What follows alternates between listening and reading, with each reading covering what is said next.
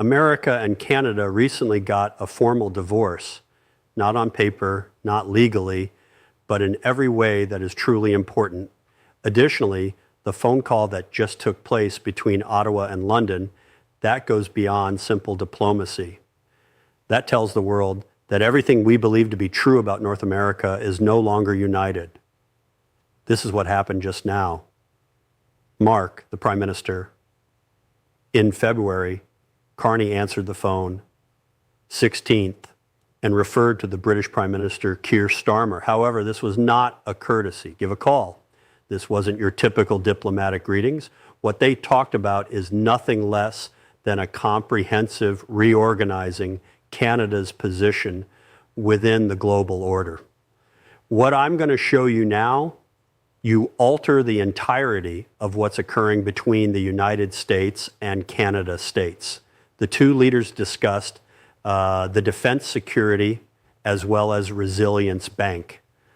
Sounds, you mean bureaucratic? However, this is what it truly means. Canada is currently leading the development of a completely owned by a new international financial institution by nation states intended to finance the NATO nations' military expansions and their allies wholly separate from Washington. We are discussing an organization that might have up to 40 participating nations. We are discussing bids from Vancouver for headquarters, Ottawa, Toronto, and Montreal, within 3,500 well-paying jobs, roughly. We're discussing the 6 main Canadian banks are now supporting this initiative, and we are discussing Britain's consent to collaborate with Canada to make it a reality. This is where things become complicated, though. This phone call was made only 2 days after Starmer spoke at the Munich Security Conference and declared that attracted everyone's interest. The United Kingdom is launching its full carrier strike group to the Arctic and North Atlantic this year. The Prince of Wales, the HMS, the largest warship in the Royal Navy, leading something involving F-35 jets and helicopters referred to as Operation Fire Rest. And who's working with them? Canada, the US, and other NATO members. However, that isn't even the whole story. The truth is that Starmer, in particular, cited thoughts from Munich during his conversation with Carney. He discussed the significance of what he described as he discussed the necessity of European NATO for allies in Europe to increase defense spending. Additionally, he discussed Canada rather than as a partner, rather than as America's neighbor in creating something new. Look, what most people don't realize is that there is a pattern to this phone call. Mark Carney has produced 5 multi-day visits to Europe in less than half a year since assuming office. 5 journeys. Contrast that to his one and only visit to Washington. His first journey as Prime Minister before he even made a call to election was to Paris and London, not to get to know the President of the United States. Additionally, what did Carney say in that well-known speech last month in Davos, the speech that received a standing ovation from world leaders? The old order is not, he stated, returning. We shouldn't lament it. Nostalgia is not a tactic. That was a declaration, nothing more than rhetoric. It has now been confirmed by reports that Canada and the UK talked about more intense cooperation on trade through a mechanism referred to as the Canadian-UK Economic and Trade Working Group. Crucial digital trade minerals, autonomous AI systems, these are not minor agenda items, are the fundamental components of economic independence. There's also this, they talked about the ongoing negotiations between the European Union and the thorough and forward-thinking agreement for the Trans-Pacific Partnership. Why does that matter? Given that Canada is actively attempting to build a connection between 2 of the world's biggest trading blocs, establishing what might develop into a coalition of almost 1.5 billion individuals, all outside of American dominance. This is the section Starmer that kept me up last night. Sent condolences after the terrible shooting in British Tumbler Ridge. That's standard procedure in Colombia amongst allies. However, What's not standard is all the other things they discuss, because each and every subject, each and every initiative, the partnership they discussed is representative of Canada is developing substitutes for its ties with the U.S. Then, a few days prior, this occurred. Carney's conversation with Starmer in Canada formally became a member of the EU Program for Security Action for Europe. Most likely you've never heard of it, but you must comprehend the significance of this. SAFE is a loan program worth 150 billion euros intended to expedite joint procurement of military hardware throughout Europe, was established to assist EU member states invest in the manufacturing of defense-related products. Canada is currently a part of it, the first non-European nation in history to take part. I'll reiterate that so it sinks in. North America's Canada joined a European defense program and turned into the sole nation never admitted outside of Europe. Records show that under this accord, Canadian businesses can now compete for content that is up to 80% Canadian. Canadian defense and safe contracts. Suddenly, producers can access among the biggest markets for defense in the globe, and Canadian goods can take part in joint European procurement initiatives centered on anything from drones to ammunition to missiles. The contract was officially signed during the security conference in Munich by the Defense Minister of Canada, meeting at which Starmer declared Britain's deployment to the Arctic Conference, where European leaders openly discussing the development of hard power separate from the guarantees of the United States. However, hold on, it gets more important. Sources are now verifying that only Canada spent 10 million euros to participate in this program. It's a one-time cost for access to an initiative worth 150 billion euros.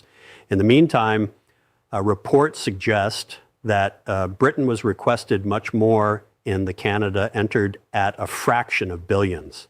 The price, because they move quickly and they move first. We're discovering that defense contracts are not the only issue here. This has to do with supply chains regarding strategic autonomy. This is regarding Canada's positioning as what a central connector is one analyst between Europe and North America defense systems. Consider what consequently Canada is now integrated into the new European Union and NORAD defense system. They belong to the sharing of defense production accord with the US and the secure tool with Europe. They're playing both sides, or more precisely, redundancy is being built in case one side becomes untrustworthy.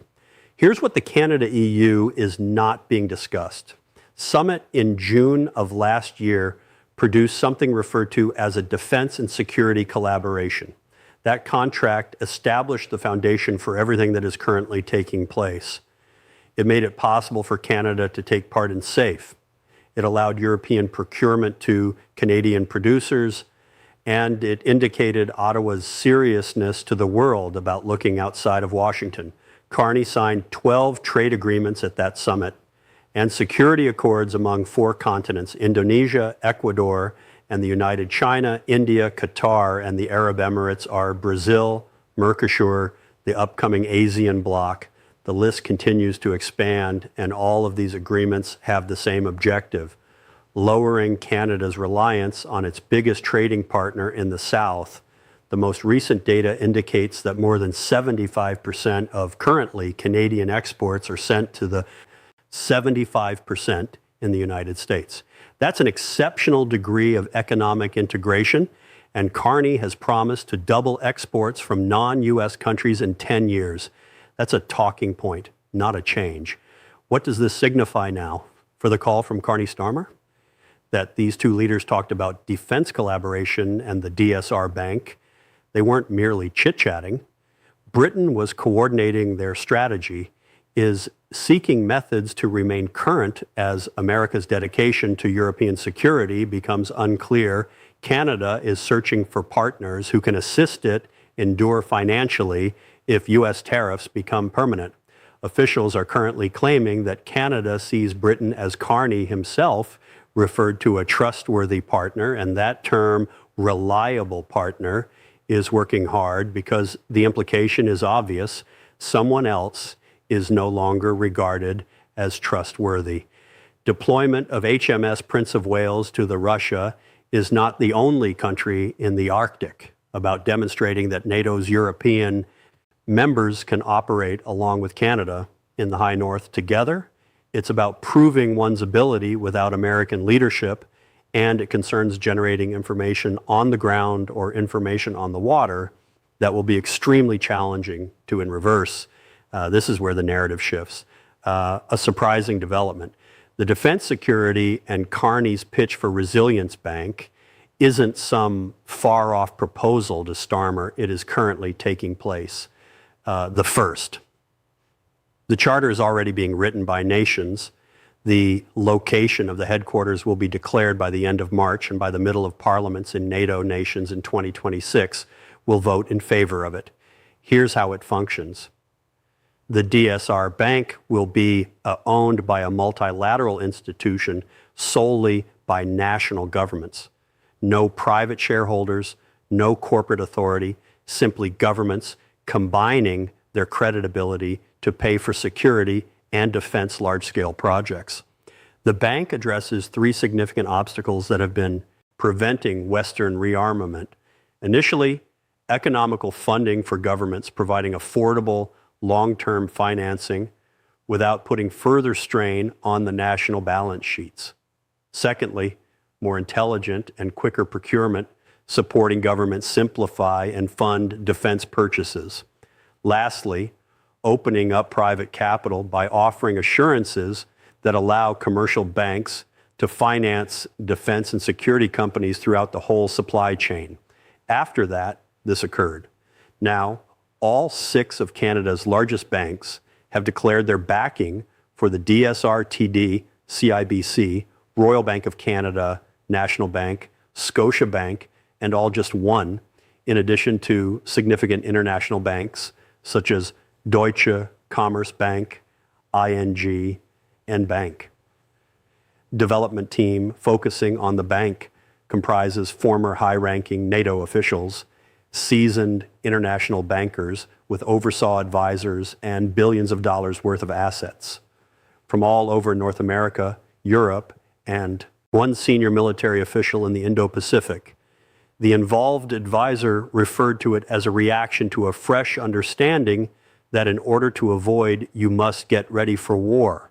Hold on, things get trickier in Canada, is more than just backing this bank, is arranging itself to serve as the anchor. Country, a number of Canadian cities are fiercely vying to host the headquarters. According to Vancouver, it's the Canada's only city with the ability to conduct business in Europe, the Indo-Pacific, and time zones for the Arctic in one business day. Toronto identifies its strength of the financial sector, and Montreal highlights its international ecosystem of an organization. Home to almost 70 global organizations, including 6 offices of the United Nations. Ottawa highlights how close it is to government. The victor receives in 3 out of 500 high-paying positions in international defense finance operations, as well as specialized research. They attend frequent international conferences of participating countries. They obtain worldwide visibility, and they have the opportunity to be at the core of a brand new organization created to fund the democratic rearmament world. This is what I believe the majority of people are absent. The purpose of the DSR Bank is to collaborate with already existing institutions, not take their place, but its development is a basic recognition that the structures in place are insufficient for the future. Allies of NATO have committed to allocating 5% of GDP to defense, 5%, which is a significant rise from the most nations struggled to meet the 2% target to convene. Canada has pledged to 5% by 2035 and 2% this year. That is the highest amount spent on the military growth in Canadian history since the World War II. Additionally, Carney has purposefully arranged these investments to lower dependence on U.S. defense contractors. There are rumors that in the future, the DSR Bank might incorporate up to 40 participating nations. That's a significant percentage of the democratic the world came together around a single financial organization devoted to defense acquisition. The bank could supply the financing backbone for everything from submarines to cybersecurity to critical infrastructure resilience. The UK's participation is crucial. Britain has one of Europe's largest defense sectors, large producers, and deep incorporation into supply chains in Europe. British companies account for over a quarter of the continent's defense industrial base. When Carney and Starmer agreed to task their teams with advancing collaboration on the DSR Bank, they were essentially pledging to build this institution together. But this is the part that changes everything. The bank isn't just about money.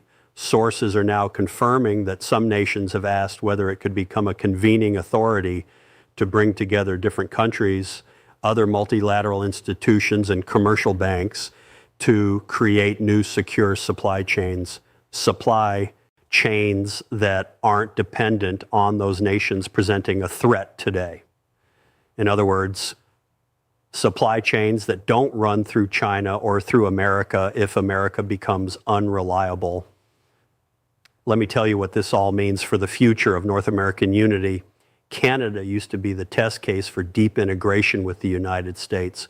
More than any other country, Canada showed that you could build your economy, your security, your entire national identity around partnership with America.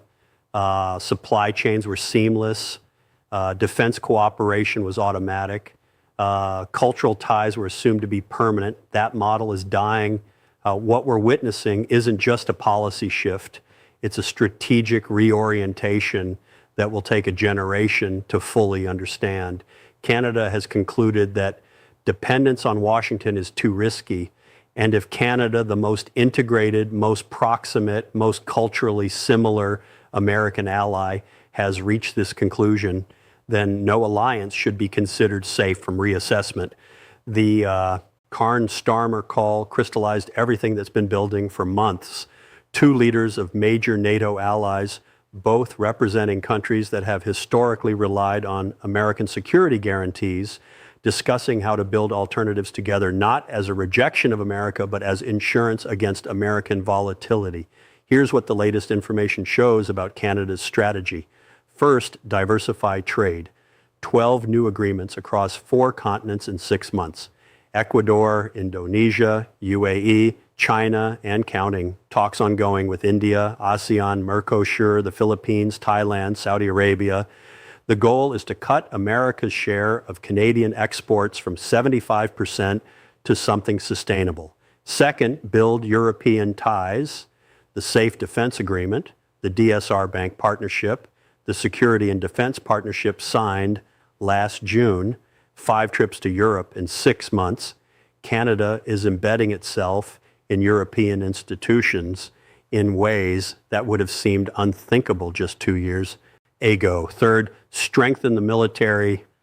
Largest spending increase since World War II, 5% of GDP by 2035. New submarines, potentially built in partnership with European manufacturers.